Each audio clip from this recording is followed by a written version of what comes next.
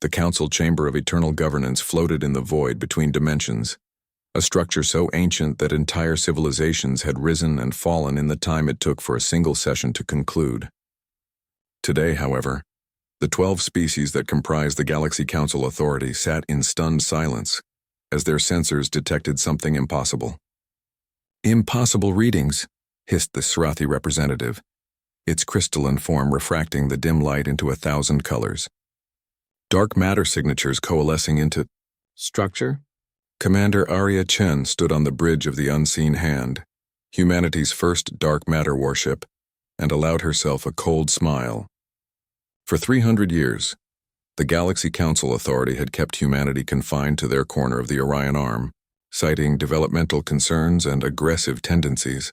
They had watched as the Council permitted the Korvax Empire to raid human colonies for sport, justified the Thran hegemony's seizure of human mining operations, and turned blind eyes to countless other injustices. Humanity had asked for justice. They had pleaded for representation. They had begged for protection. The Council had laughed. So humanity had done what they did best. They had innovated. "Status report," Chen commanded, her voice carrying the weight of 3 centuries of suppressed rage. "All ships reporting ready, Commander," replied Lieutenant Marcus Stone, his hands dancing across holographic displays that monitored vessels invisible to conventional sensors. "The Silent Fury, Ghost Protocol, and Phantom's Edge are in position. Dark matter cloak holding at 99.7% efficiency." Chen nodded. The breakthrough had come from Dr. Yuki Tanaka's research team on Europa Station, learning not just to detect dark matter, but to manipulate it, shape it, weaponize it.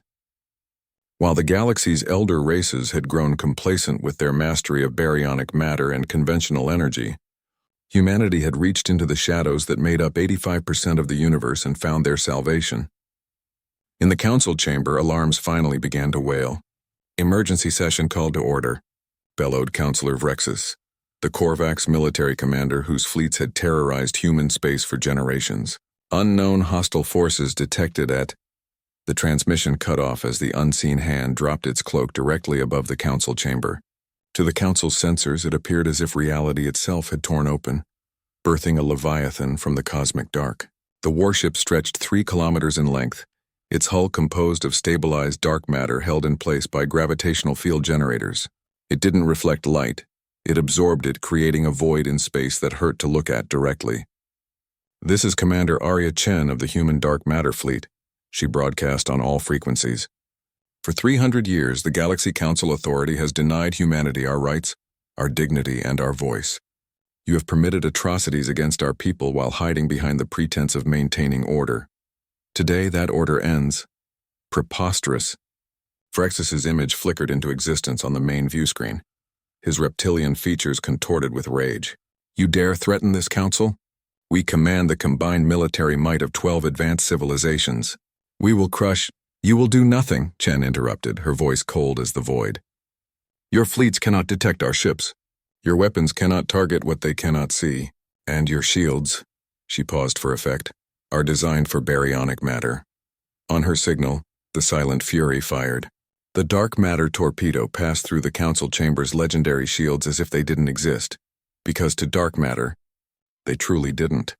The weapon detonated inside the structure not with explosive force, but with gravitational shear that tore the ancient station apart from within. Emergency force fields flared and died as the structural integrity collapsed.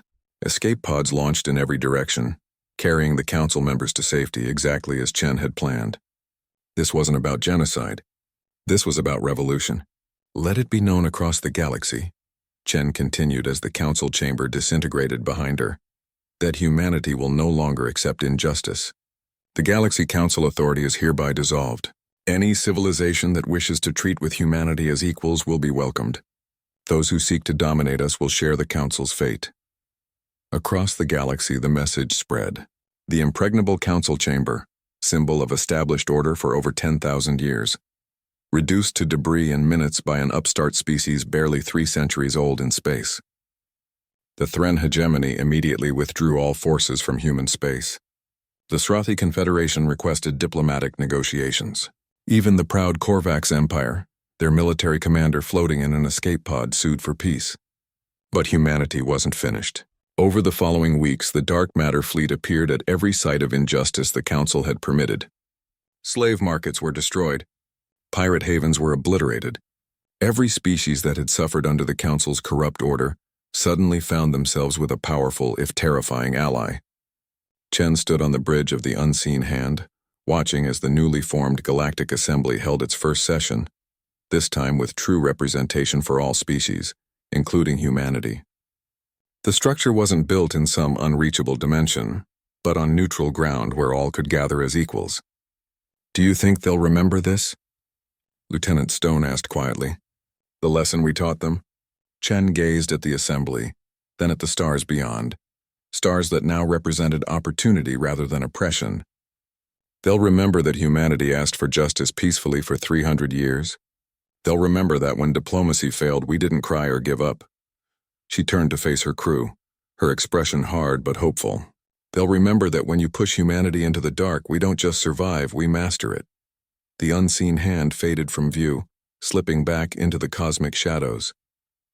But every species in the galaxy now understood the truth. Humanity had become the monsters under the bed that even the mighty feared.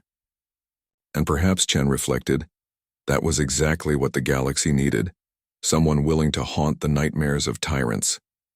In the darkness between stars, the fleet waited and watched, invisible guardians ensuring that the age of oppression had truly ended. After all, humanity had learned the most important lesson of all.